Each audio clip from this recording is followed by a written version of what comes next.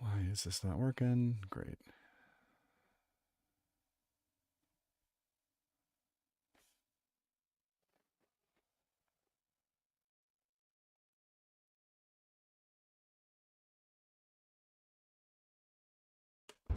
This is FCTV, fan-controlled television.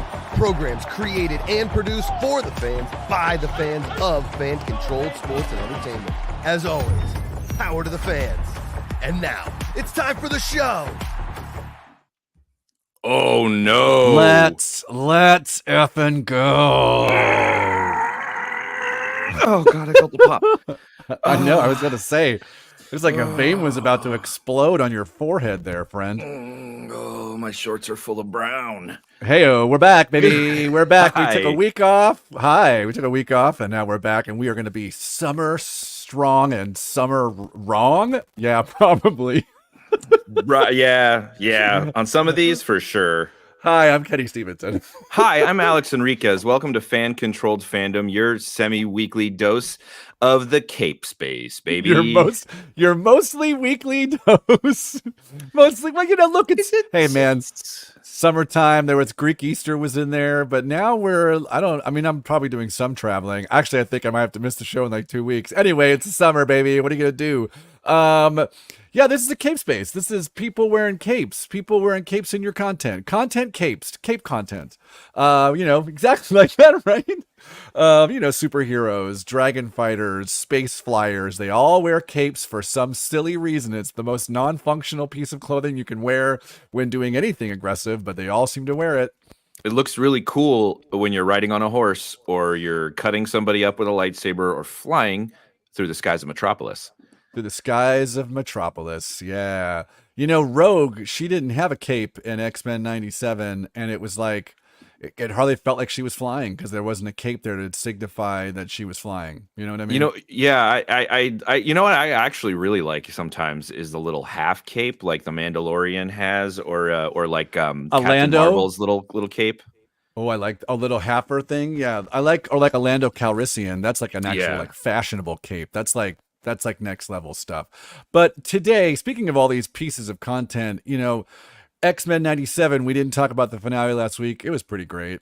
I'll just say that off the bat. Holy crap, dude. Like pardon my French, but I couldn't the more we went into that series, the more it was unavoidable to me, the conclusion that this was probably one of the best TV series of the year. Boom. That's yep. I mean, we'll see. There's a lot of things coming about we're going to be talking about today, but yeah, so far definitely I would say definitely tippy top there. And also I had a conversation with somebody about the weird dichotomy that used to exist where, the Marvel live action movies are really good, but their animated movies are terrible. And on the DC side, it's the inverse, that their live action stuff is terrible. Their animated stuff is really good. And I would say after X-Men 97 and What If, like, I don't know that you can say that really anymore. Like the broadcast level stuff and the direct to video stuff, certainly, but the new Disney Plus regime is really something else. In Marvel Animation, BC Lion says, up the summer of hot nerds. Heck yeah, BC Lion. You better believe it. That's what we're talking about today. We have a little bit of, we were going to try to sneak in Furiosa, but neither one of us could get in to see it late last night. So we'll push that. We'll punt that to next week as if we were a Canadian football kicker. We'll punt that to next week. So this week we're doing it's hot nerd summer. We're going to talk about some of the biggest things we're excited about. There's a lot of content coming out this summer. We don't know what's on each other's list, but I'll just say right now, we already said that like Deadpool, Wolverine, and Acolyte are there, so we will just talk about them after we talk about our list, because those are just things that I don't have to even ask. Those are both things that are on our list, and then everything else we have no idea. But before we get to the hot nerd summer, we got to get to the hot pieces of nerd news, baby. We got to get to the quick hit. Like that transition. Amazing. I love everything. Yeah, here it comes. I love this. Quick hits. Woo! You know what I need? I need to loop that. I need to have like an hour-long loop of just that. And I swear to God, if that comes on while I'm at the gym, I'll run through the wall off the treadmill. Dude, you don't even need to spot me, bro. You don't even need to spot me. Don't even look at me. I got to tell you, if you're that guy who asks people to spot you in a gym, I come on, man. I do less weight, man. I had Yeah. a guy I had a guy once in college, and he was like, "Hey, can you spot me?" And he was doing bench, and it he brought it was a lot of weight, and I was like, "I don't know if I can help you. It's a lot of weight." He's like, "I got it. Don't worry." I'm like, "All right." He's like, "You're just there to spot me." I'm like, "Okay, fine." So it comes down, he gets it down, and then he goes like this, like pushes it back up, and he's like, I'm like, "All right." So I'm like, I get in there, and I'm like, I am solely carrying this. Like he is not like I am pulling this off of him. Like there's not much push coming. And then he gets it all the way up, and then he goes, one, and then brings it back down. And then What a champion. proceeded to do it like 4 times. I was like, this is not lifting weights. You are asking somebody to come and lift a weight for you while you lay down. And I guess he might maybe want to look at my shorts. I don't know. Yeah, It was just the most, it was, I've, at that point I vowed I was never going to, spot somebody when they were bench pressing. Two things I'll say is that one more reason that I fell in love with Orange Theory Fitness, that it's very self-focused. There's no socializing. Mhm. There's no like space for it, which I hate that about the normal gym. And second of all, I think this gentleman might have had a crushing fixation where he wanted to look up your shorts while he was being crushed by something.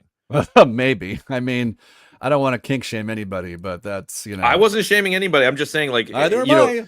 that the shame exists, I think, creates the pretext for people to have to kind of slink around and do it on Yeah. the, if we get rid of the shame, people he would have come up to you at the gym and been like, "Hey man, I kind of like this thing. Do you mind helping me out with that?" And you would have been like, "It's not for me, but It's not for me. You do you, friend, though. You do you, Yeah, I'm not gonna, yeah. I mean, this was 1990 something. I just dated myself, but, I still feel confident that's how I would react. As we say in Mexico, vaya con Dios, which means protect your eggs.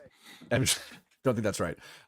We a lot of stuff popping off here. We got trailers for like new Eddie Murphy Beverly Hills Cop movies. There's like a J-Lo AI movie that dropped on Netflix today starring Simu Liu that's apparently terrible, but I'm gonna watch it. AI J-Lo divorce? I know that news was like, wow, man, she truly can't keep a man. Anyway, oh boy. Anyway, let me tell you I'll tell a story later about when I hung out with one of J-Lo's ex-husbands. Anyway, speaking of pushing dates and moving things around, good old Craven the Hunter. They just announced my soon-to-be former employer, Sony Pictures. Really? Yeah, man. Hell yeah, dude. I told you last time we talked, I got a new job. I got offered a new job. I'm taking it, baby. I'm leaving. You didn't tell me that. You Week. told me you were deep in the interview process with somebody, but is it really? We'll talk Yeah. off air. Yeah, I didn't know any official moves have been made. That's Yeah, everybody moves wish have been Kenny a made. big congratulations in the chat. This is huge. Moves have been made. I'm leaving Sony, so that means I can talk the S out of this picture in about a week. Next Friday is my last day. Anyway, Craven, this was a movie that was already delayed. Was supposed to come out last fall, then was delayed because of the writer's strike. They now have pushed it again. It is now set to be, it was supposed to come out in the summer. It is now set to come out December 13th. They punted it like 6 months. And of course they're trying to spin this that it's all good stuff. This is what they said. Craven moved to Christmas because we're excited about it. Which is just next level nonsense. And Christmas is the best release period there is. No, it's not. When you get people with time to go back to the movies over and over again, that is true. I will give them that. There are a lot of Christmas movies do get a lot of rewatching. That was a real reflection of how the studio felt about the movie. We're really excited, but that's a great move that reflects just the feeling about the movie. Yeah, dude, I don't think this is a repeat viewership thing. I don't think they're going, oh, they'll be watching this movie again and again. I think it's people go to the movie theater over and over, and when they're done with all the good movies, we'll be there too. Yeah, it's very I don't have a lot of affinity for Craven. I very much know that when you're talking about hey, we're gonna make a Sony verse of villain characters, Marvel SUMVC, whatever. I do know that like the first place you go is Venom. Like Venom is like the slam dunk, and clearly it was. Like Venom movies have made a lot of money. We've got another one coming that I will be first in line. I won't be able to watch. I won't be able to watch it on my like Sony work viewer that I get to download all kinds of things on. But I will go. I will give them my money. Crucially, though, too, sorry to interrupt, but with this Venom thing, I'm thinking out loud here that it has never been criticized for a lack of Spider-Man, which the others have. Yeah, because I really feel like Venom, because Venom truly is like an anti-hero. So that's why Venom can kind of stand on its own, because there is a heroic side to Venom. Like Venom in the comics, whether it's Eddie Brock, whether it's Flash Thompson, has always been like, I mean, there's some like dubious things that he does, but he's definitely still a hero. Whereas like Morbius is a bad guy and Craven is a bad guy and Madam Web is just, we are woof, woof, baby. And I predicted it here on this show. I said on this show, when that movie hits streaming, it is going to explode. And it is the #1 movie on Netflix. I said it. It's all about shelf life. It doesn't matter. Anyway, I was going to say Craven is like the one. Yeah, it is. You're right. Craven is one of those, like after you get past Venom, Craven is the one that you maybe might go to. Like maybe like Electro Green Goblin. So you do like Venom. Green Goblin is like the next one that you would easily remember as a spider, but they've done that so many times in the movies. So they didn't do that. So then I think Craven is probably Craven or Electro is where you'd go 3. So this is like the last kind of big Spider-Man maybe name or well-beloved spider villain that they have left. Like if this doesn't work, they kind of have to scrap this whole thing, right? Do they? I mean, they'll just I know they won't. I know they won't.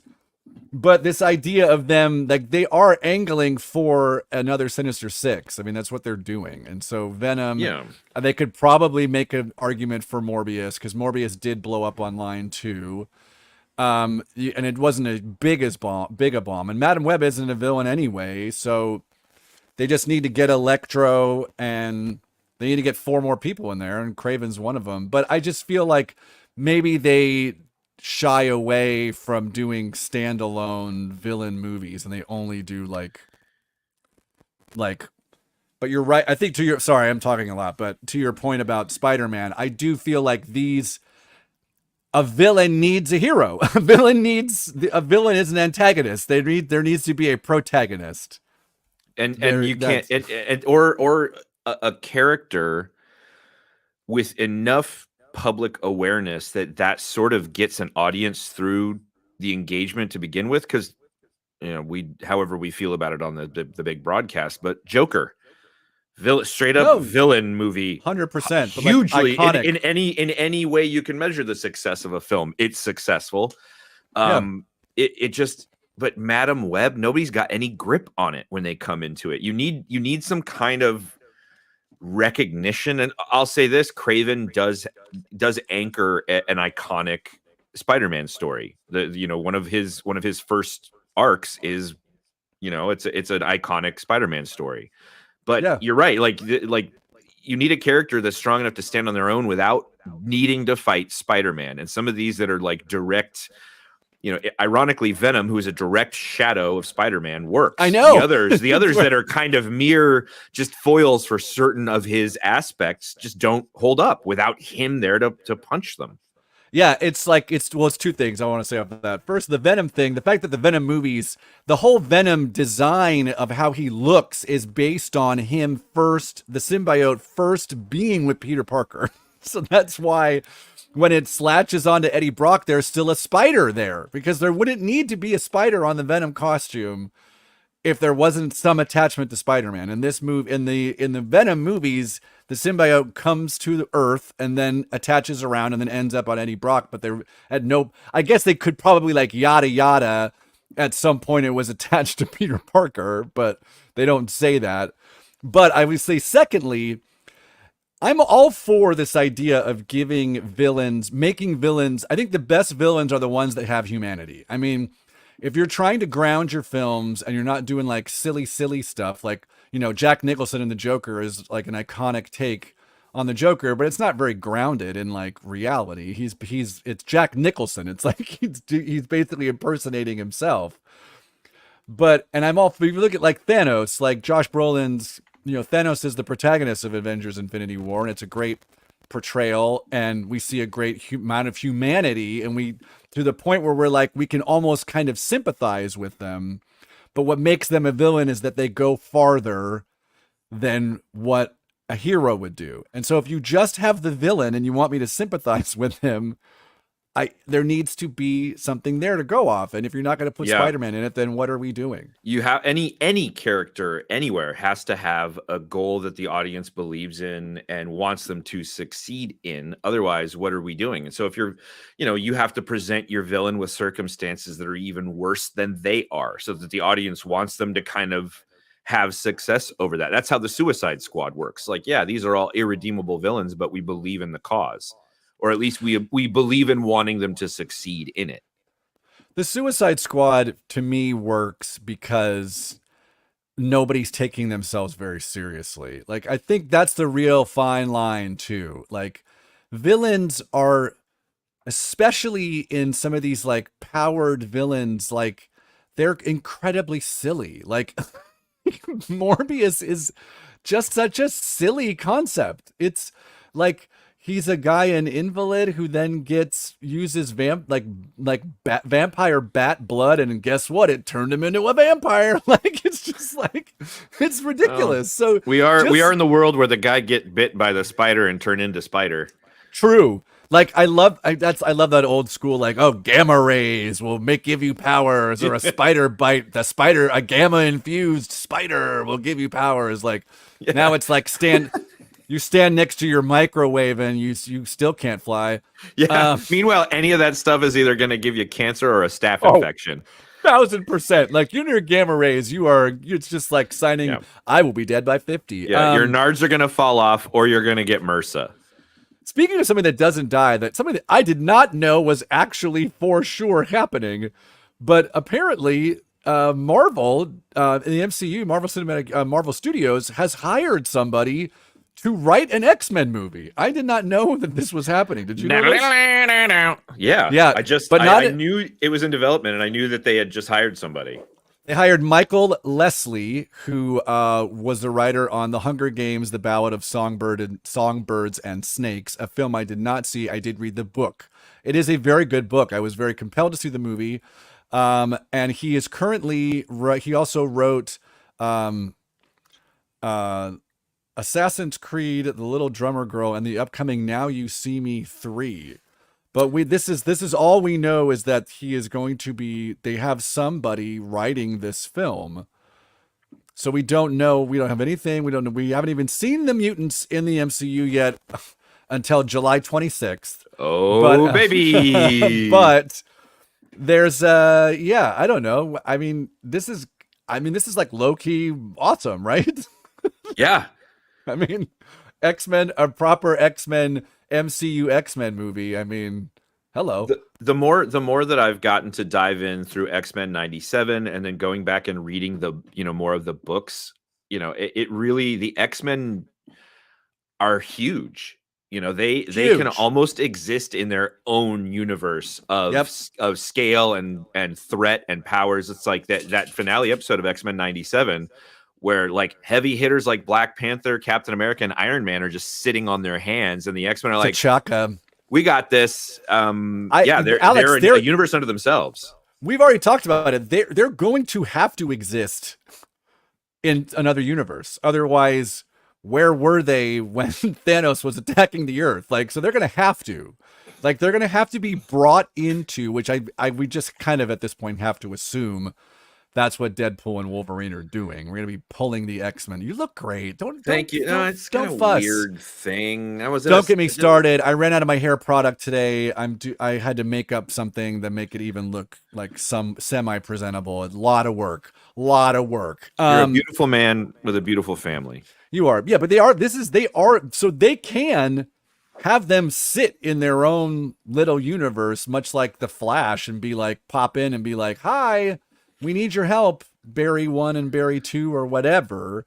And maybe it is the universe that Monica Rambeau fell in. I'm sure Marvel wants to get the hell away from the Marvels as much as possible, which is a shame because it's a really good movie. And, dork nerds or male nerds who have a hard time with women having any sort of power, like some kickers for football teams, can just truly kick all of the rocks. Just kick all of them as far as you can go. Especially when you have given all of the fodder for people to like legitimately go, yeah, I guess that explains why he's just a kicker. And it's like, it sucks to like slag off the kicker, right? But this guy he really did put the bullseye on him to be the kicker. Everybody too. He's like not like doing himself any favors. And the fact that like your teammate is dating arguably one of the top 3 most famous people in the world. So that there are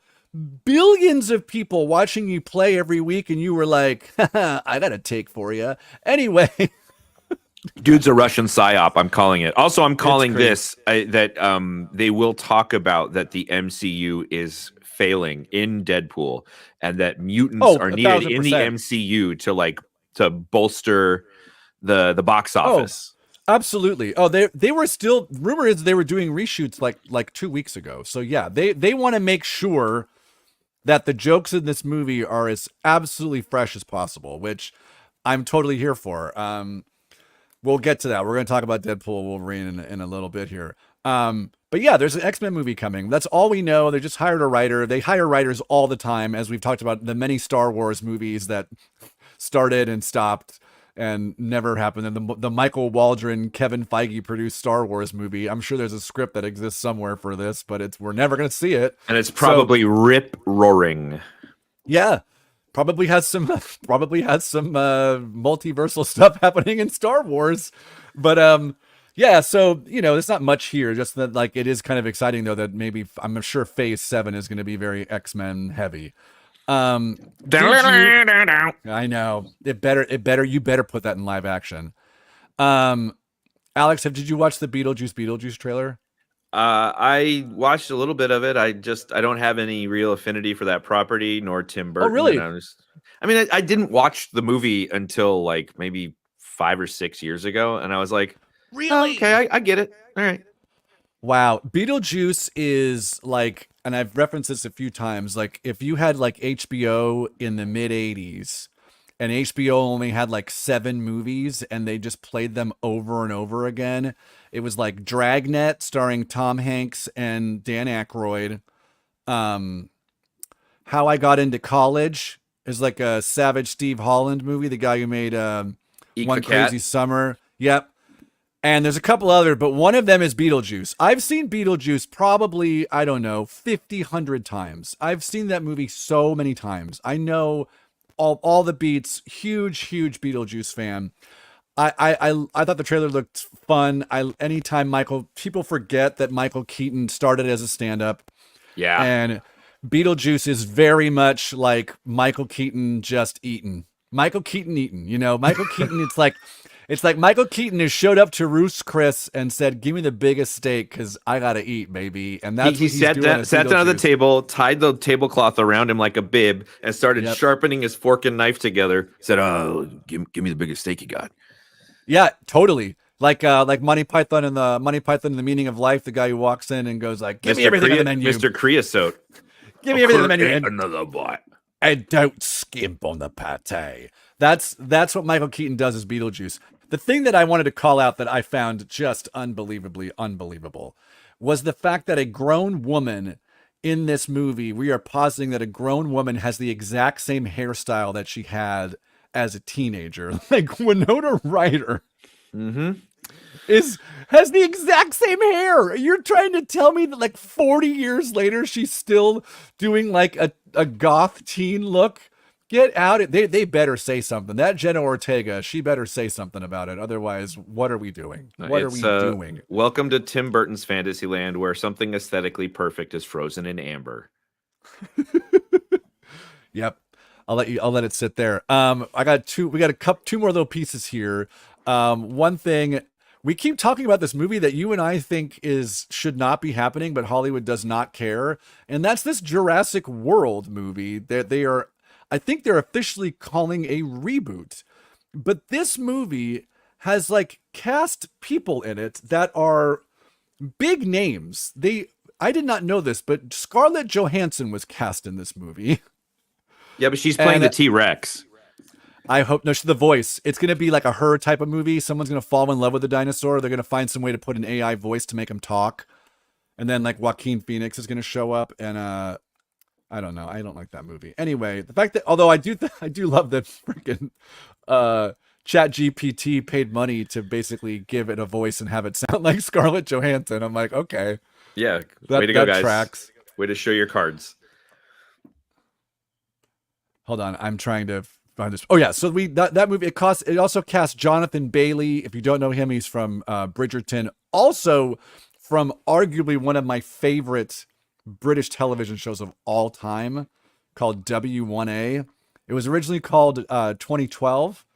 It was about like the people behind the IOC 2020 or Olympics or something like that. I forget what it's called. It was about these people who were behind the Olympics, like some of the Olympic committee, but then a couple people got hired over to BBC, and so it's about the BBC basically, and it's a BBC show. It is one of the best British workplace comedies since The Office. It is like the banter is out of control. The characters are fantastic. It is one of my favorite shows of all time, and so that's what I always seen him in. Everybody sees him on Bridgerton and all that stuff, but he is also cast in this movie. They also cast Rupert Friend, who played one of the Inquisitors in Obi-Wan Kenobi.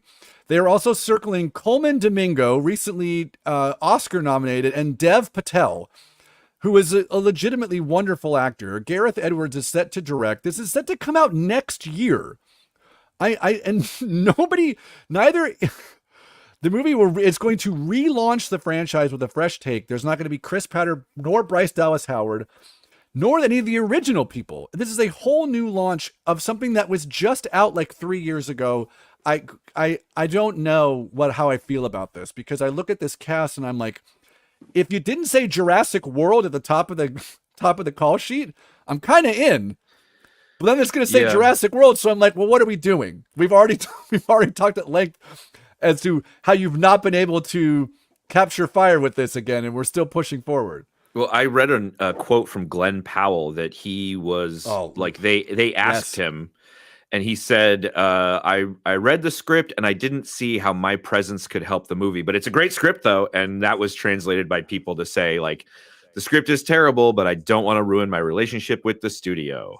Oh, 100%. This is coming from a man who is going to be in a movie called Twisters, the sequel to Twister, a movie that does not need a sequel, is getting one starring Glenn Powell. So if Glenn Powell who, by the way, what an incredible performer. Have you seen the Anyone But You?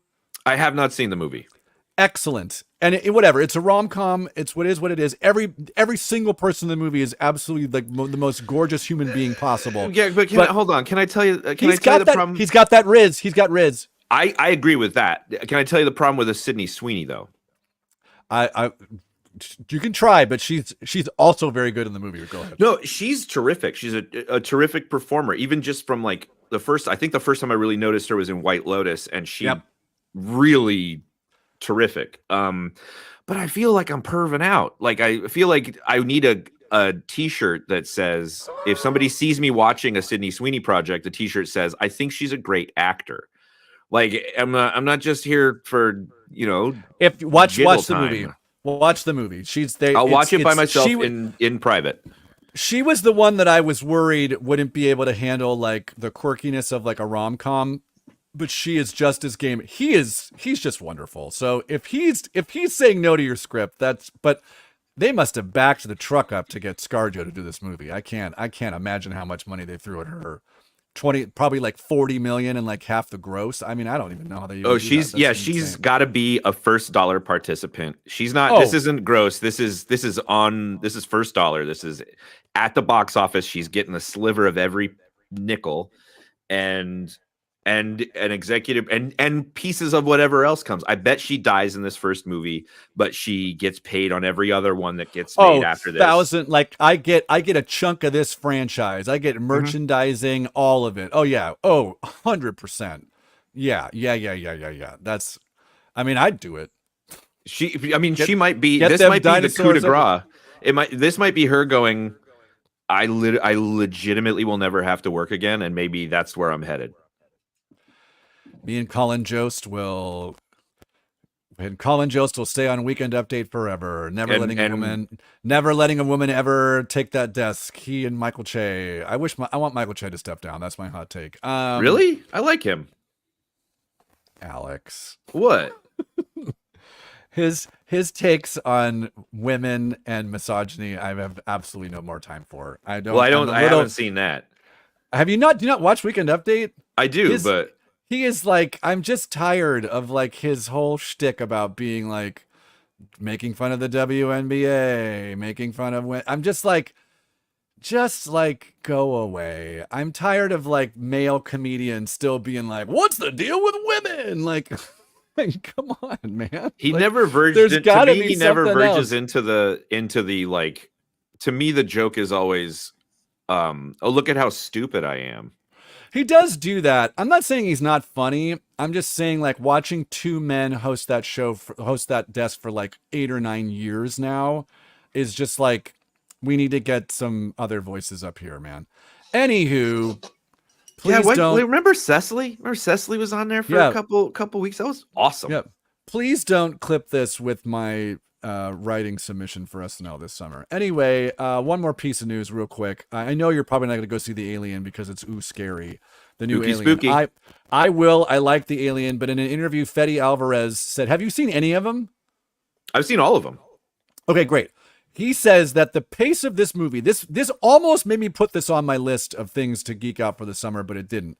But he said this, the environment and the pace of it as well is more similar to Alien for quite a bit. Great movie. And then gradually, you won't even know, you feel like it's more Aliens, which, in my opinion, is the best Alien movie.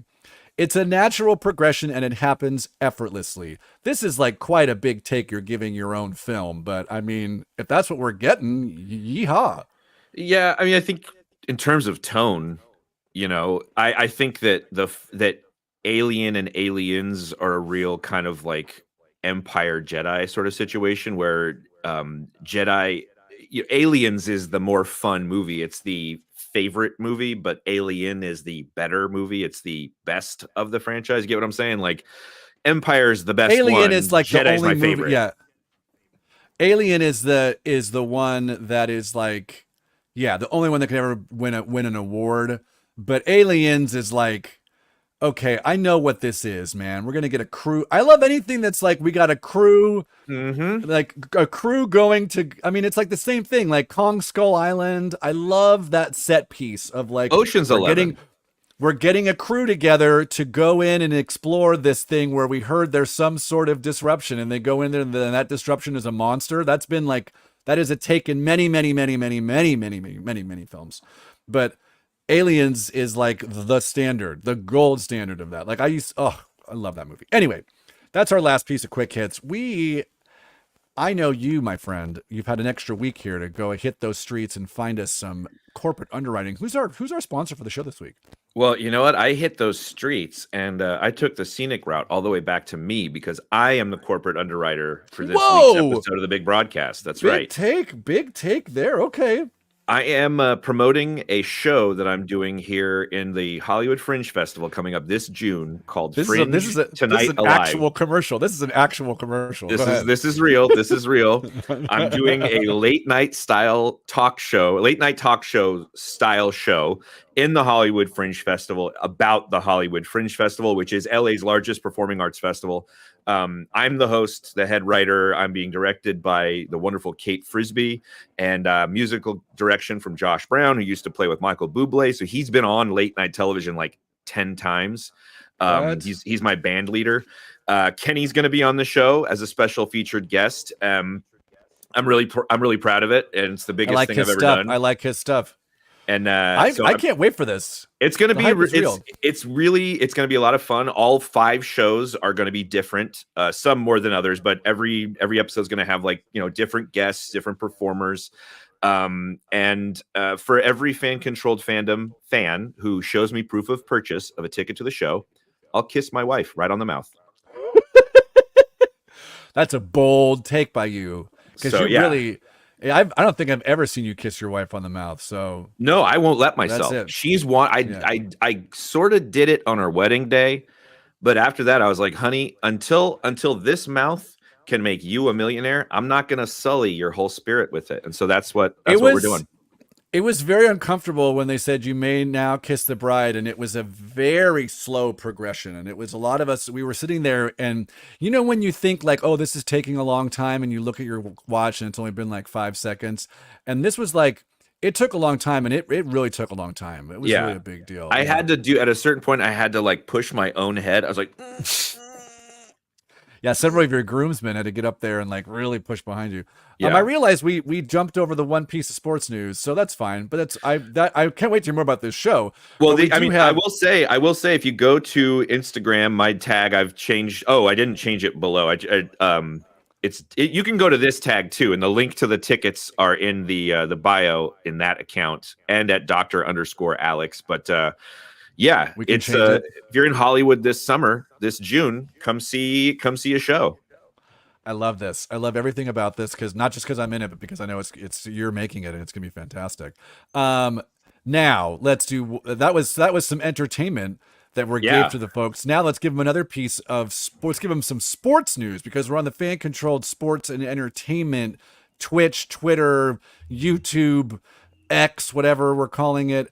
Alex, what's your piece of sports news? I'm assuming we're going out to the racetrack. Well, it is the biggest weekend in racing every year. Of course, we have the Monaco Grand Prix, the classic of the racing calendar every year, and the Indianapolis 500. So the yard of bricks up there, and the playing in the sticks in Monaco. I don't know. I just made that up, but Playing in the sticks. yeah, it's an island principality. I've been This pretty is true. far from everything, but I will say I'm very excited to watch my man Lando Norris pilot what seems to be a very upgraded McLaren car and chase. I hope pass Max Verstappen for the lead of this race, and I hope Lando Norris gets a second race victory at Monaco. He almost clinched it last week, came within about 3 laps of being able to pass Verstappen at the last race, but McLaren resurgent. Back to you, Kenny. Oh wow, McLaren resurgent. You're not wearing your McLaren hat, but it's fine. No, we don't need to. We don't need to. I don't want to talk about the Lakers. We have no coach. Arsenal, holy cow, we almost won the Premier League title, but then we didn't. That was not a happy day for me either. But I'll tell you what is getting me pretty hype, and this is for you, BC Lion. The BC Lions are actually in camp right now, and we have our first preseason game coming up this weekend against Calgary, the Stampeders, baby. We have 2, so it's 3 weeks of preseason. Only one team played in the first week. We got 2 pre-games, and then we're 2 weeks away. Saturday, June 15th, we are going to have some CFL football. This is the most wonderful time of the year, the most beautiful game. 12 players, 3 downs, huge field.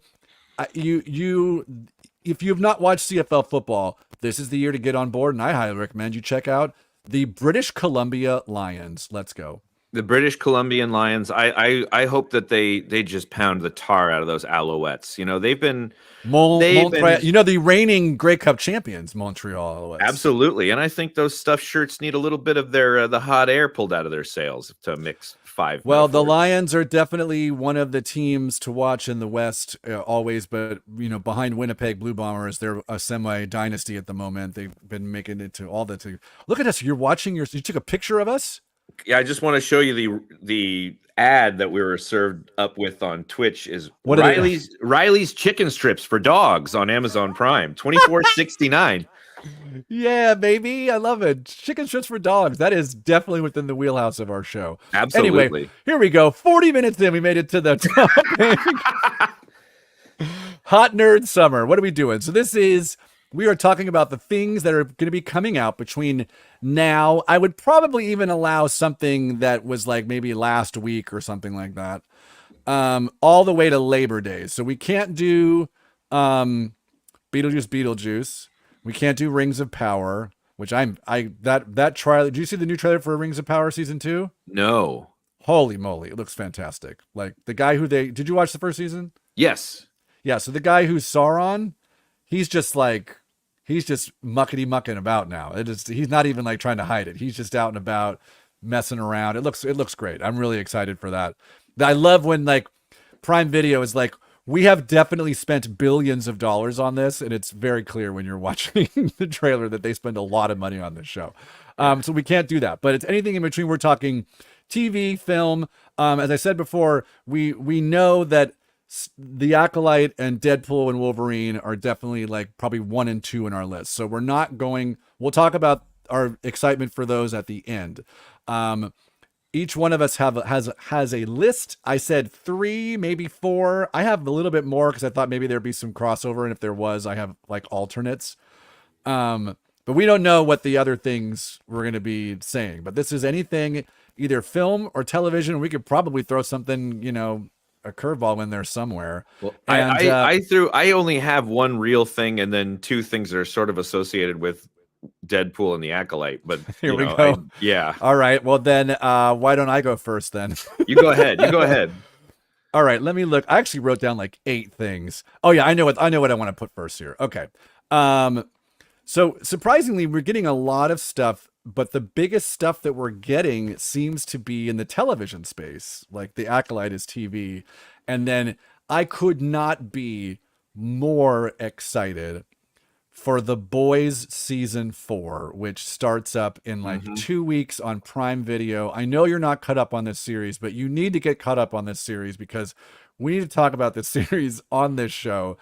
But just to give a primer, if you've never watched The Boys or don't know what it's about, it posits a world of superheroes that is very much DC superheroes to start. You're very much the Justice League. There's a Superman-ish type character named Homelander. There is a Wonder Woman type character. And then by season 3, we're kind of morphing into, we've got some Avengers showing up. There's a Captain America style character. There's a Scarlet Witch style character. There's a lot of parallels, but it shows like what the effects, if there actually were superheroes around, what would that be like? All the destruction, all the stuff that they do, the like power that they actually have, and what that actually means. And what this show basically posits that the superheroes are the villains. and at the end of last season, they've established Homelander, just an absolutely all-time amazing performance by this Australian guy they have playing Homelander. He's just an unbelievable performer. The parallels too they make to like current life.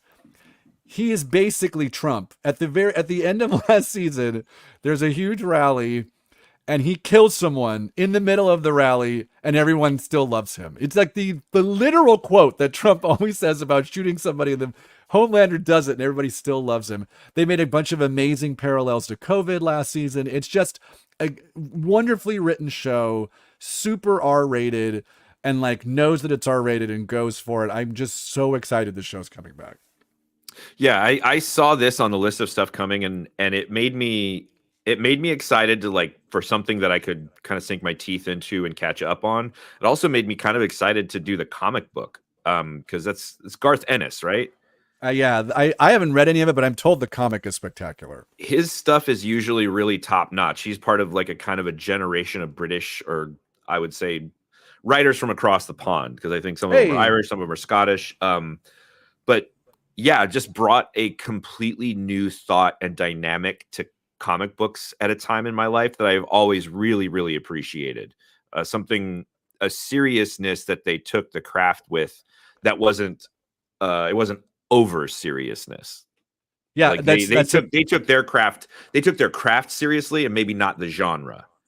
yes, that's an excellent way to put it because it's the kind of show where they could just make it all about like, look, this is what it would really be like, but that's kind of where it starts.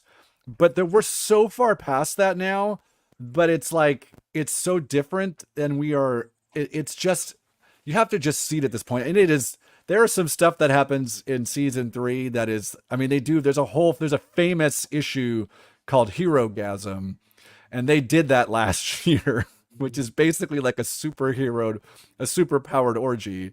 It's unbelievable, and I've been told from some folks in the know that season 4 pushes it all like further than you've ever seen it. So I can't wait. It's just a really, really fresh, fun take on this genre. I love it.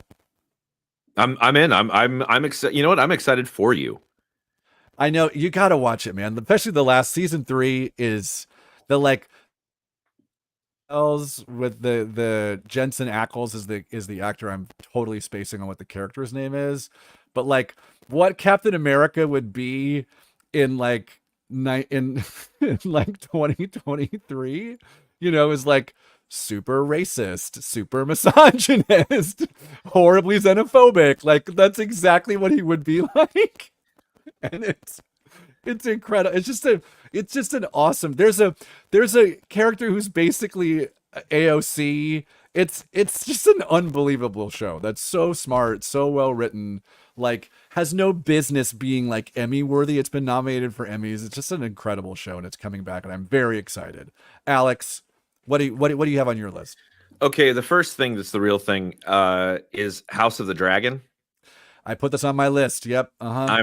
And really I was kind of looking at the stuff that's coming out, and what excited me about this is something big and lore heavy that Yeah. isn't MCU or Star Wars, like a new something that's been gone for a little bit to dive back into in a big way. I'm very much appreciating that opportunity, even though I'm like kind of lukewarm on Game of Thrones as an entire franchise at this point. And not for any reason, but I'm like, I think everything I've needed to be said about that world has been said. But I'm looking forward to the opportunity of diving into how heavy this is, and what EA Voss is going to bring to the table with the new rock stars and these big breakdowns, because also these are going to have baked into the genetics of Game of Thrones are these real world connections to historical events that it tries to mirror. And so I'm kind of looking forward to being able to dive into those things a little more this summer. But it'd be true escapism. Yeah, I think this was on my list too. This was like one of the first 2 or 3 things I put on my, and I like you am I was a big Game of Thrones person. I really liked the first season a lot up until we got to just straight incest, like niece marrying her uncle. That's when I was like, I have a very hard time with this. But I understand that obviously the Targaryens are and incest is something that was established in episode 1 of Game of Thrones very famously. But and it is very much a thing historically, like to keep Right. bloodlines tight and all that stuff. It's still hard to watch at times, but Right. Yeah. I do like where we ended last season about how we have very clear sides. We're going to do things that Game of Thrones has traditionally done very well under Weiss and Benioff, which is like huge set pieces. And it'll be interesting to see how 2 other folks, I don't remember the showrunners of this show, but how they will take on like that aspect of this IP is because we have sides. There's going to be war. It's like I don't know. I haven't read House of the Dragon, but folks who have read it are like, well, no, we're getting, I forget what it's called, the Feast War or something. We're getting that this year. It's like a very like lore, like you said too, like having some lore heavy content other than MCU or Star Wars is also very cool to have.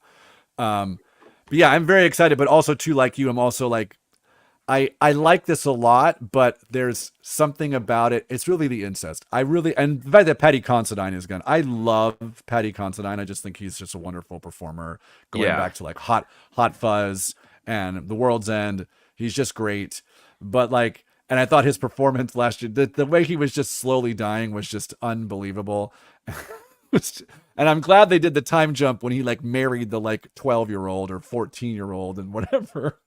Yeah, Did that yeah. quick time jump to make that not be as gross as it is. the Yeah. thing is, like, I do get the story aspects of the incest and all that stuff, but then where I really take exception is that they then show it to you in a way that's not like, we're gonna shoot it sexy though. Like, they're into it. Thank you. Yeah, that is exactly my point. That is my point. Yes. Because the first time they hook up last season, like we were pretty much all in. Like we watched it every week, and then right around episode, the one where she goes down to like the brothel, and it's like sexy time at the brothel with her uncle. I just was like, no. Like, Yeah, it's I understand that this happens. I understand that we don't have to make it like hot.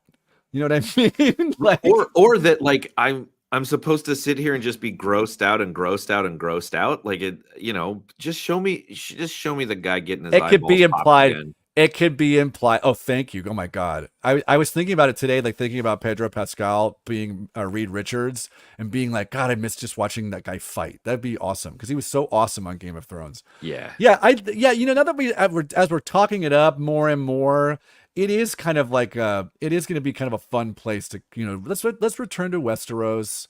Let's just get a tons of people in super blonde wigs, like Yeah. ton Dragons, of people in baby. wigs, and get them dragons roaring, ripping and roaring, baby. Get me some talking. Get me Reese Ifans doing stuff. All the things. I'm here for it, baby. Let's go. All right.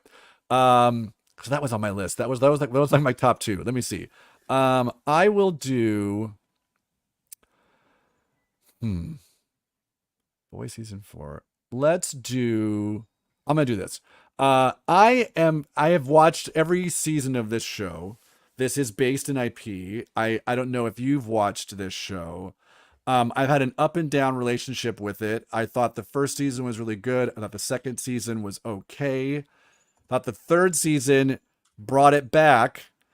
And I'm kind of waiting to see, but I still have some issues here and there with it. But overall, I really kind of dig this show. But it's the final season, season 4 on Netflix of The Umbrella Academy. Do you watch the show? I have seen parts of it. Yes, this is a show that is, I mean, it posits, it's kind of like the X-Men. It posits this world where on one day throughout the world, a bunch of women just randomly got pregnant and gave birth to people. And not all of them, but some of those people developed superpowers. And some of those people were then kind of plucked out by a Professor X type character and to turn them into a fighting force. But like the boys, it shows how messed up that is to take a bunch of kids away from their families and to make them fight crime, and how that absolutely screws them up into terrible adults. And so it's a found family, but very dysfunctional and like funny. And some of the jokes hit, some of them don't, but it's been there are some characters who are incredibly compelling and incredibly fun to watch. And it's something that's been gone for a bit, so I'd love to see it come back now, and we're going to wrap it up, and it's a really fun show, and I'm looking forward to it. Can I ask, is Elliot Page still on the show? Yes, he is. Yep. Awesome. Transitioned on the show too. Like, I believe That's in cool.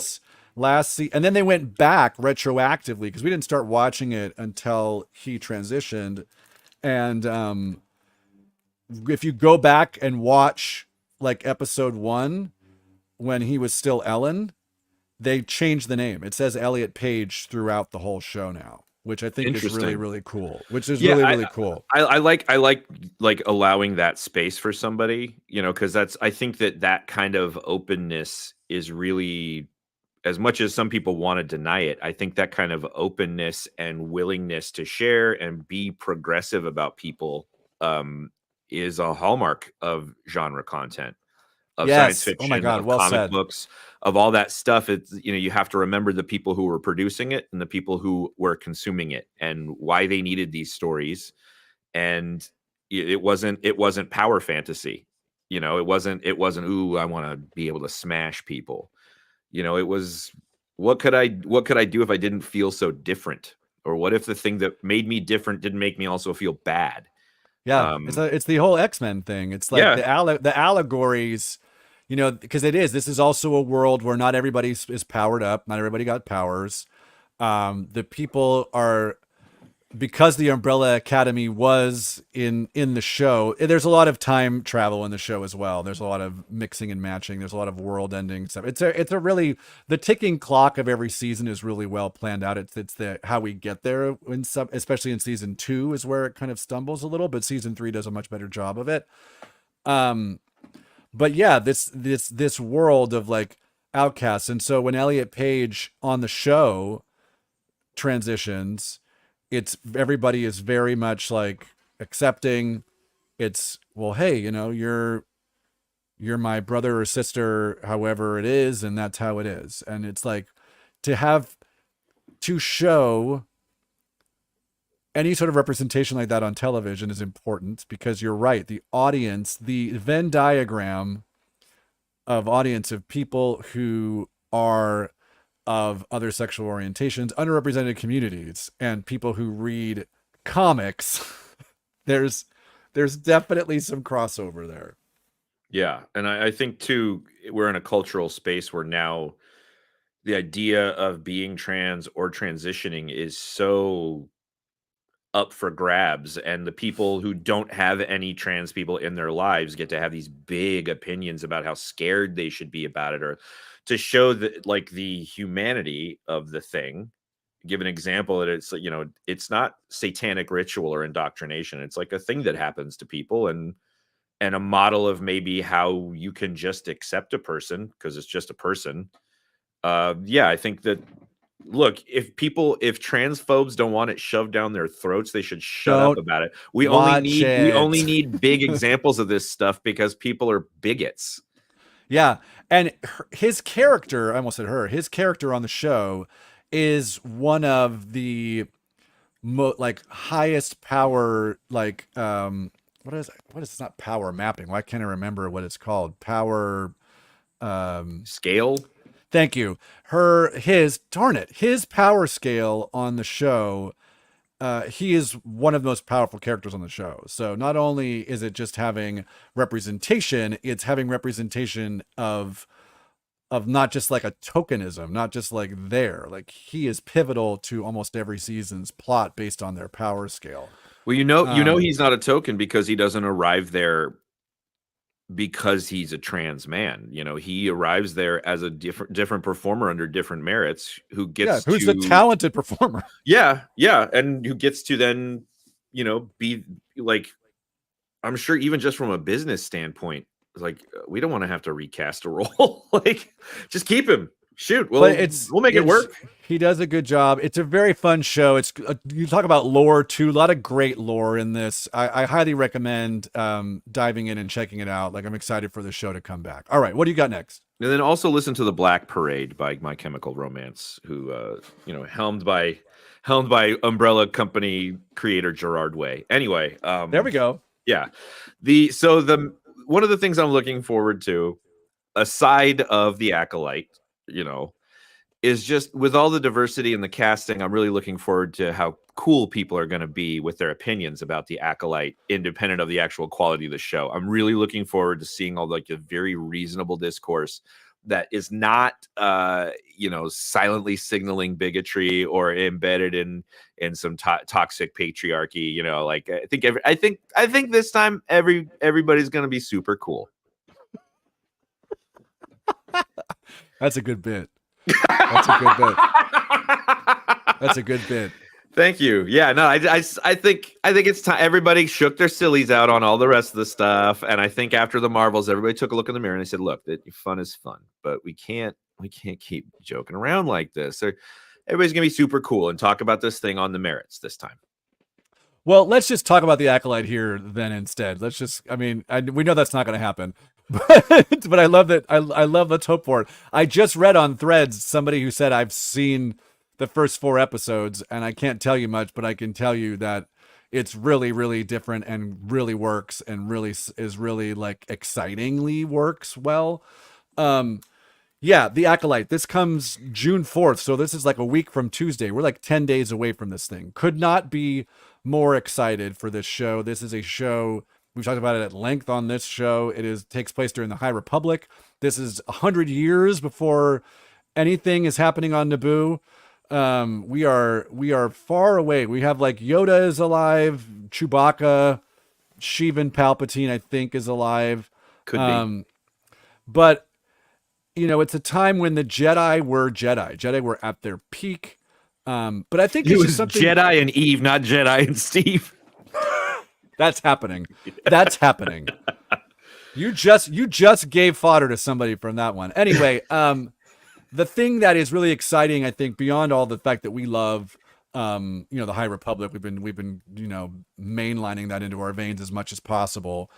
But I think there's something just really exciting to where Star Wars is based on some of the other like critiques of the shows, much like Marvel, is that this is they don't have to tie themselves to anything. They're not tied to any sort of, we don't have to say Skywalker at all in this. We don't have to tie back to the Clone Wars. We don't have to tie back. I mean, I'm sure there'll be little winks here and there, but the fact that this can just be space ninjas fighting and that's it. And it's really exciting stuff. I mean, I agree. I'm enjoying how different it looks. I get a sense of these differences from what I'm seeing. And I really hope that they can sort of use these differences to really make a mark in this part of the continuity. Because like I've said before on the big broadcast, I'm very interested in them exploring and mining out these these newly established sort of zones of continuity. You know, yep. Ahsoka's little zone out there with the High Republic zone. Because you're not so trapped by, I just watched a 2-hour video of like, you know, some Star Wars theorist on YouTube coming up with the lore reasons of why these contradictions exist. So like, why doesn't Obi-Wan remember C-3PO? Why are there 2 guys that look like Wedge Antilles? All these different things. And it's like, yeah, if we don't have to puzzle piece these things back together afterwards, it can just be cool fun, you know? Yep. You don't have to worry about why Leia is like, I remember my mother. Like, really? Yeah. You remember the like 3 minutes you had with her before she died? I mean, that was Luke. That's on Lucas for like just doing that. But yeah, you're right. Like, there's something very exciting about just like, we don't have to make this make sense with anything else. This can just wholly exist. And if it doesn't make sense, you'd be like, whatever, it's 100 years ago. Yeah. Oh, dude, all it has to make sense with is the stuff we love anyway. Spaceships, lightsabers, the Force, blah, blah, blah. Not like, well, hold on, we established that the Nemoidians run a trade route through this one sector of hyperspace. Yeah, you know what? So why does... Could be like, whatever, it's been 100 years. Like if someone's like, oh, well, how come Trandoshans are on this planet? You'd be like, well, yeah, because they moved. Because 100 years. 100 years ago. I mean, it seems like we're going to get some sort of Sith. I mean, I don't know if we're getting Darth Plagueis or whatever, which would tie it, do exactly what we said it not has to do, which would tie it to the main continuity if it is Darth Plagueis. But if it is Darth Plagueis, great. We know nothing about him. Great. Bring it on. Why not? Give it to me. What you say, give it to me right away. Give it to me. In the words of the great Rick James. I don't want to say I love Rick James, but I like his music. Oh, his music is terrific. He is a human being, probable monster. Yeah, I don't even think probable. Great. So I have, for my last thing here, I have a couple of things that I'll say that I'm going to throw out there just to say them out loud. Because I'm gonna take a curveball. I am also the other movie I'm excited to. 2 movies I'm excited to see are Borderlands. I do think that looks like a fun movie. Yeah. And for the sake of Josh McCouga, Bad Boys Ride or Die. It does look good. TV shows. Eric is a show on Netflix that's coming out with Benedict Cumberbatch. That's about a guy who's a puppeteer whose kid gets kidnapped. But I know some people who worked on this show. But this monster basically that he starts talking to helps him cope with his kid being kidnapped. It looks really compelling and weird. My Hero Academia season 7 dropping. I'm only on season 2 of that show, but one of the just all-time great animes. But speaking of anime, I'm gonna for my final pick here. Has nothing to do with the Cape Space. I am mainlining this show. It's called Haikyuu. It is just a straight sports anime. It is about volleyball, and there is a movie coming out next week called Haiku: The Dumpster Battle, and that's because they are playing like in the show they have like a rival high school that they like met with at behind the dumpsters where they first met or something like that. I forget the dumpster. It's like it plays into their relationship, and they're having like their final match versus this high school, and they made it into a movie, and I'm very excited about it. This is a show like we talked about a little bit on the anime show, like sports anime. There's anime for everybody. If you're a sports fan, sports anime is just like sports. Like they take time out of every episode to be like, oh, he's a great middle blocker because middle blockers have to be able to shift over and get their hands over the net so they can like hold that. They like it's like it does with like that. And like I watched another basketball show. It's the same thing. They just talk in the lingo. It's if you like the sport of volleyball, like I've been coaching it for the past year and a half.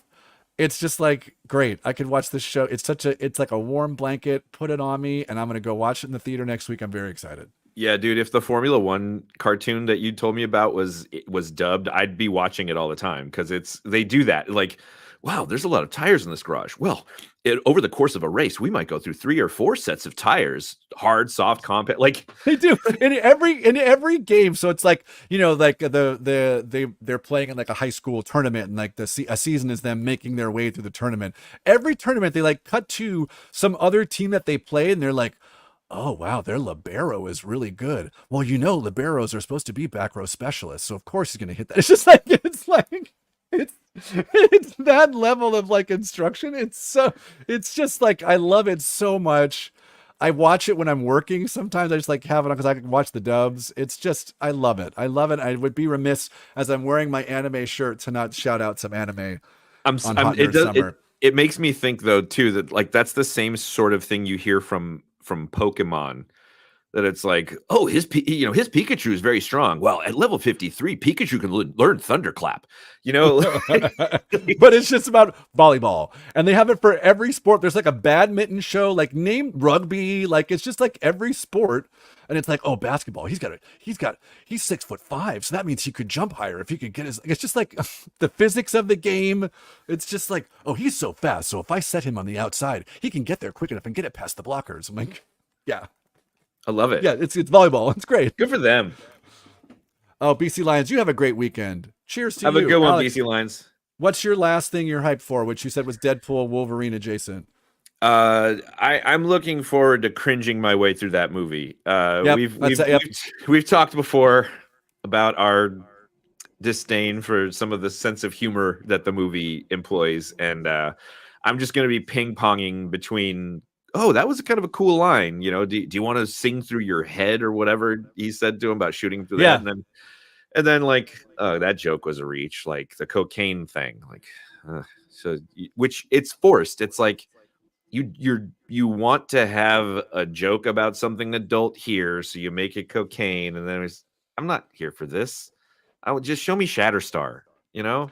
Which you're going to get. Like, that's the thing. So we'll talk about Deadpool and Wolverine right now. Yes, I'm with you. I'm definitely like 70-30 on jokes that Ryan Reynolds gives out. Like, he's definitely a funny human being. He definitely has, like, some of the stuff works. Even from the first trailer when he's like, God, Tom Wamsgan's in this movie. I mean, let's just not, Matthew McFadden's in this movie. When he says in the first trailer, he's like, and you seem to have soiled yourself on accident. And he's like, oh, it wasn't on accident. That's a great delivery. That's a great delivery of that line. He is a legitimately funny person, but he's definitely somebody that if you give him a little bit too much rope, you get like, a bunch of like ball baggy googa or whatever. I did see though, another Eric Voss is basically our master at this point. He's my Pope. There was a breakdown about, did you see how they had a little short thing that they sent out that's like a QR code in the most recent trailer that was just for like tickets on sale. So in that video, there's also a video that they did that Ryan Reynolds, Sean Levy, and Hugh Jackman did with Fandango. And so apparently there's a lot of connect the dots that sets up this movie potentially being like a planes, trains, and automobiles, which, because it's Ryan Reynolds references it specifically. There is a book that references how much he loves John Candy too. John Candy, rest in peace. One of the all-time great comedic performers, just an unbelievable performer. So much grace, so much empathy he gave to his characters, but also just like ridiculous comic timing. Anyway, in the words of BC Lions, up John Candy. Absolutely. But he specifically talked, there's a book that John Candy is reading in the airport when he first meets Steve Martin. And that is a book that apparently Deadpool has in the first movie. The Canadian Mounted. Yes, he has it in the second movie. And then there is like some posts that Ryan Reynolds has had with him reading that book. And then he has now referenced planes, trains, and automobiles in the interview. And then in this little like 1 minute ticket on sale video, there's this scene where he's like laying on top of Wolverine. He's like, "What are you doing?" He's like, "I'm trying to get my knife out of your butt. Like, calm down." But it's very reminiscent of, why are you holding my hand? I don't know why you're holding my hand. Or is your other hand between two pillows? Those aren't pillows. One of the like most iconic comedic moments in film. So if you tell me, all this is to say that if you tell me you're going to give me planes, trains, and automobiles with Ryan Reynolds and Hugh Jackman, sure. Yeah, let's go. I'm into it, man. And I really am encouraged by how much it looks like they let them have the entire shop. You know, we see sling ring portals, an Ant-Man, Giant Man head, X-Men villains. It truly does look like it will be the movie we've all kind of wanted. I really do. I'm starting to think that that maybe this is the true promise of all these superhero movies, that it was like initially, hey, have an A Spider-Man in a movie. Pretty cool, right? Waited a long time for that. And wouldn't it be cool though if we had like a kind of a Crisis on Infinite Earths? This is very much like, if you think about it, Avengers Endgame was 5 years ago, which just sounds hilarious to say out loud. It feels like it was last summer. 5 years 15 years ago. What? It also feels like it was 15 years ago. True. And Endgame, if you look at like 2012 was the first Avengers, that's only a 7-year span between Avengers and Avengers Endgame. So this is basic, and it's only like a 6-year span if you go from Avengers to Avengers Infinity War, which Avengers Infinity War was the first, like, we're putting everybody in this. Like, this is the first thing since Endgame that we're putting everything in this thing. Like, Multiverse of Madness is what we thought was going to be, because they literally named it a Multiverse of Madness. So we just assumed like everybody was going to be in it. But it just seems more and more like, no, everybody is in this movie. Everybody. Right. Right. Everybody. And I think Paul, go ahead. Sorry. No, I just think that with Multiverse of Madness, they underestimated how overhyped the audience could make this movie, because they were like, hey, we're giving them Doctor Strange and Spider-Men in a movie, like that'll be pretty cool. Multiverse of Madness was like, we're giving them John Krasinski, Reed Richards and stuff, and Patrick Stewart's back as Professor X, and it was like, unless if it doesn't matter, then we kind of like don't want it. Speaking of which, sidebar, I went to my Dorian's cousin's that's my wife. I said my wife's name on this. It's fine. I didn't high hear school it. Her godson's high school graduation, and it's Oak Park out in Ventura, and they have an online school that a lot of actors do. And I was watching the procession, and they said Xochitl Gomez, and that's America Chavez from Doctor Strange's Multiverse of Madness. That's her. She graduated high school yesterday at Oak Park High School, and I was there. I saw that. And her name means flower in Nahuatl. There you go. Xochitl Fiona Gomez, I think was the full name. Anyway, jeez, what a beautiful name. Sorry, right? Struck by that. That's a hell of a handle. I love that. I love the name Xochitl too, because it's like XOCTIL. I mean, just amazing. XOCHITL. So it's like Xochitl. So it's Xochitl. Yeah, like it's very much seems like, yeah, like Multiverse was like, no, we're not really going to go all in. And this is like, and people are ready to eat this thing up. They released tickets for this 9 weeks before the movie's supposed to come out. And then not only did they do that, but it's had the most ticket sales in the first day. And it's already sold the most pre-sale tickets for any R-rated movie in the history of like pre-sale tickets. So this movie is going to make an absolute truckload of money.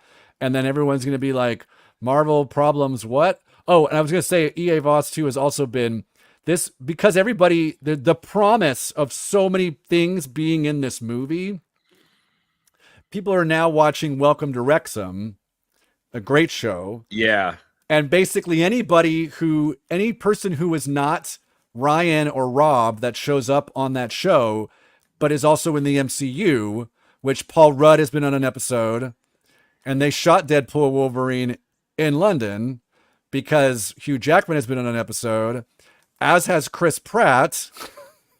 And I was thinking we did get legendary Star-Lord will return, and maybe this is it. Maybe Chris Pratt is just in Deadpool and that's it, and we don't see the Guardians. This truly was the end of the Guardians of the last movie, but it has people really, and they just confirmed today that Rob McElhenney is in the movie. Good. He apparently plays a TVA agent. Maybe he'll get killed very fast, like in that one Game of Thrones cameo. I'm sure it's going to be a real like quick thing, and I'm sure Rob will be something like, "Oh, I love your soccer team," and like shoots him in the head or something. I don't know. Yeah. Quippy. Anyway, quippy. Something really quibby. Anyway, quibby. We got to wrap this up. I gotta get back to work. We have another ad read for your show, man. Yeah, we're late Fringe tonight alive this June in the Hollywood Fringe Festival. We have shows June 8th at 6 p.m., June 13th at 9:30 p.m., June 19th at 6:30 p.m., June 22nd at 9 p.m., and Friday, June 28th at 10:30 p.m. Again, it's a late night style show about the Hollywood Fringe Festival. I'm going to be interviewing people who have shows in the Fringe Festival. I'm going to be interacting with some of my friends who I know from the comedy world as different characters. And actually, I checked with my wife, and she's doubling down on the previous offers. So not only if you're a fan-controlled fandom fan and you show me proof of purchase of a ticket, every one of those, I'll kiss my wife right on the mouth, and she has agreed that every time I do, she'll say, good one. So I like that. That's the stakes are pretty high. The stakes are pretty high. Very high. Stakes are very high. I like that a lot. I also like the show that I'm doing on the 19th is at 6:30, but it's still a late night show. That's just exactly. That just shows you how late I'm willing to go out. You're gonna feel it more than you're gonna feel it, if that makes sense. Thank you. I do a weekly open mic, but I haven't been able to do it the past couple of weeks. And it's like there's a show at 7, a show at 8, and a show at 9. And the sign up comes up at like 9 a.m. the day after the show for the following week, and it fills up like immediately. And I got into the 7 o'clock show this week, and I feel so #blessed. Anytime I get into the 9 o'clock one, I'm like, oh god damn it, I'm not gonna be done till like 10. I'm like, but 7, I'm like, I'm home by 8, baby. Let's go. Have to drink coffee with lunch. Yeah. You know what time it is now, though? Oh, yeah.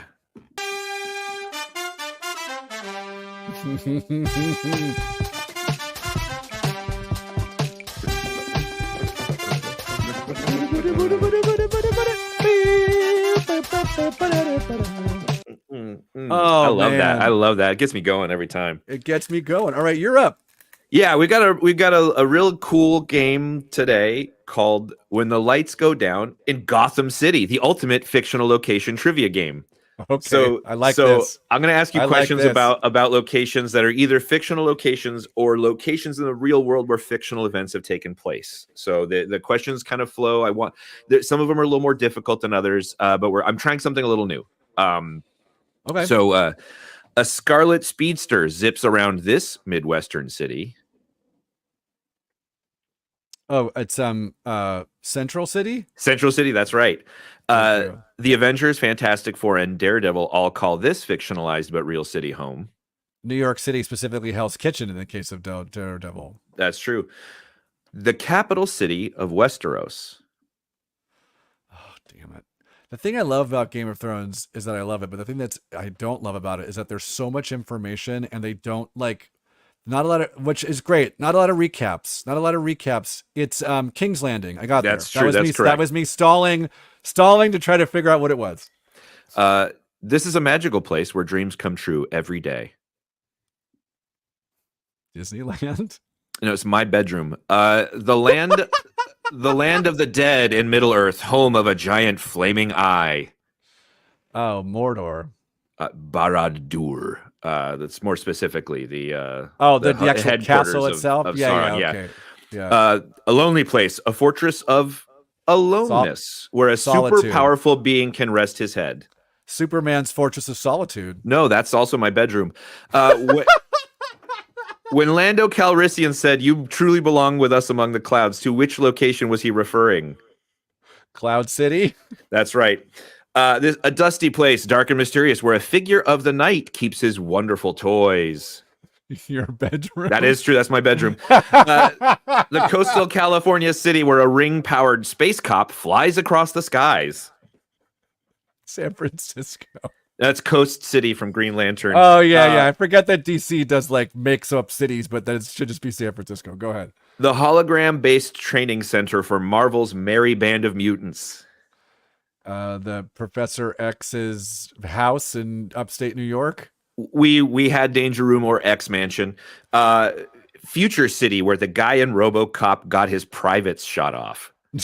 Detroit. That's my bedroom, and that's When the Lights Go Down in Gotham City, the ultimate fictional location trivia game. Thank you for playing, Kenny. Excellent. That was excellent. That was excellent. Very good. Very, very funny. That was very funny. That made me laugh quite a lot. Thank you. Fantastic. I love that guy in the chat says, "When's my FCF NFT going to the moon?" That is peak crypto talk there, baby. That is peak Web3 talk there. When's my NFT going to the moon? Diamond hands. Hold on to it, bro. He said when if my FCF NFT going to moon. So I think he's expecting this NFT to reveal its buttocks to him, which I don't know the NFT you have, but I don't know if it's capable of doing that. Typically, they're kind of a static image or maybe a GIF. It is. You know, it has static images, comics. But if you use your Hoopla, if you go to Hoopla, you put in your library card, you can check out all kinds of digital comics, and we give you recommendations on things. Alex, what's your Hoopla recommendation for the folks? I would borrow Crisis on Infinite Earths and reread it, and then go on Max and then on whatever rental platform and look at the animated adaptations that they've been doing. They're really, really cool. They're basically taking the underlying idea and some of the characters of the comic book version and applying them in ways that make sense and are also very novel to their animated universe. Some really cool changes, really cool plays on Crisis on Infinite Earths, while also 100% feeling in line with the original comic book series. So that's worth a revisit, and then a glance into the future of animated movies. I love this for you. I've been talking at length about how Sony now has a manga library, and I've been checking out a lot of manga, and I'm not going to have access to it in another week. So I grabbed one more that I read, and I read basically, what is it called? The omnibus, or what is it? What's like a big, is that what that's called? A big, yeah. It's called an omnibus, right? I read the omnibus of this, but they have volumes 1 and 2, which is combined in what I was reading. It's called Parasite, and this is not the Bong Joon-ho movie, although I'd love to see that as a manga as well.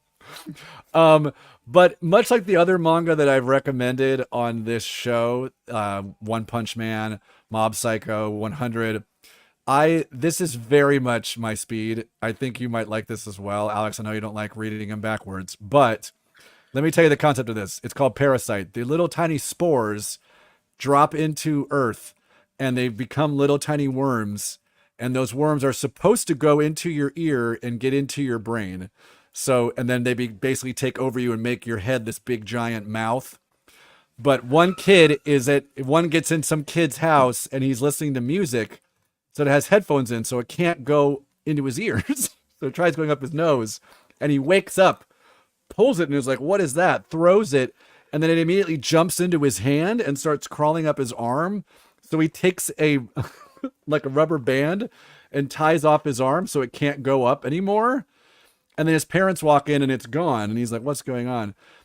The parasite didn't go. Basically what happens is once it eats whatever it eats, like then it's set. It can't go anymore. So like if it gets up to your brain and takes over your brain, that's where it is. It only got as far as his arm. So it ate his arm. And so he has an arm when the parasite's asleep, but when the parasite wakes up, his arm becomes like an alien hand. and the guy basically gives him a bunch of like powers that he uses around school to look cool in front of people. It's so great. It's just like, that's awesome. It's such a thing about manga that I love, and especially in this, like One Punch Man and Mob Psycho, is like the way that people treat superpowers is just like so everyday, so nonchalant, and it's really, really great. It's really, really funny. Also like manga is also incredibly violent. The ones the aliens that take over the person's head and like those eat people whole. It's pretty crazy, but it's just really fun. It's called Parasite. It's spelled with a Y. It's really cool. Check it out. Alex, you got one more tease for your shows? Yeah, sorry, pardon me. I know I'm sorry, I'm boring you with my manga talk. No, I'm up late writing. It's too much for my show. But it Fringe tonight, alive in the Black Box at the Broadwater on Santa Monica Boulevard in the heart of Hollywood, baby. Again, it's a late night style show. It's gonna have laughs, games, music, surprises, and more. And I have another kind of a stretch goal that my wife has agreed to. I just got a text message from her. She said, if we sell out every show, okay, she'll call her dad and tell him she thinks I could beat him up. That's right. Oh, if we sell out every show, my wife will lie to her father. So Fringe tonight, alive, coming at you. I love that because you definitely could not beat up her dad. No. He's tough. He's from Philly. He once. This is a true story. A young ruffian at the school he taught at was brandishing a chain, and Phil was able to throw his arm up and get the chain to wrap around it, and then pull it out of the guy's hand. Oh my God, that's like some Daredevil stuff. That's like, yeah, dude. I'm on the streets of Hell's Kitchen fighting people. Wow. We didn't have like a show that we watched. This is a summer hype. What are your dogs? This is the time we normally ask what our dogs think. What are your dogs have any hype for anything this summer? I'm going to try and sneak Lupo in to see Furiosa, but I don't know how that's going to go. He's really excited. The marketing has been very, very cool to him. Very cool. We're going to see that movie this week. That's happening. We'll talk about it next week for sure. Yeah, my dog, she really can't be bothered with this stuff. I think she's too concerned. Like her nightmare is when we leave the house. So I think anything that would have her thinking of me not being at the home would just freak her out too much. So I don't think she wants to even have any part of this. So that's wrong kind of hype. Wrong. Yeah, she's de-hyped for it. That's not a word. Alex, where can the folks find you? I got to get out of here, man. Duke_midnight as seen above, or Dr_Alex on Instagram. My links to my show will be in there, and you can also find me wherever major magazines are sold. This is true. You can find me at Kenny G. Stevenson on TikTok and Twitter, Kenny G. Donut King on Threads and Instagram. I will be in the show that Alex is doing June 19th. I have another show I'm going to be doing in August 18th that I'm very excited about. But that's it. We did it. Hot Nerd Summer. Get your 50 SPF ready, guys. Let's go. Oh, absolutely. You don't want to get nerd skin cancer. Yeah. It's Just really this week I did last weekend it was the final I teach improv to middle schoolers because I'm a masochist, and they had their final show, and my wife was like, "Oh God," she's like, "You really like, you have this like one vein in your neck that's like popping out." I'm like, "What are you talking about?" She's like, "This one vein," and I went and looked in the mirror, and I went like this, and I went, "Oh, okay, look at it," and I went, "This."